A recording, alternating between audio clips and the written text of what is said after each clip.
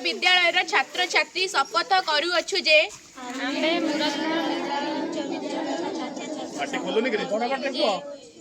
परिष्कार परिच्छन्नता पाई अंगीकारबद्ध होई रहिबु एवं सेथिपाई समय देबु सर्वप्रथमे आमे एही कार्य आम्भठारु आरंभ करिबु आम विद्यालयर घर बस्ती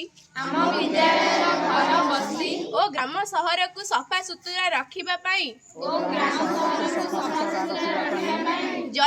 यथासाध्य उद्यम करिबु आमे कौनसी स्थान मैला करिबु नाही अपरिष्कार स्थान को आमे निजे एवं अन्यर साहाय्य रे सफा करिबु स्वच्छ और सुस्थ परिवेश गठन आमर मूल लक्ष्य आमे दृढ़तार सह कहि पारिबु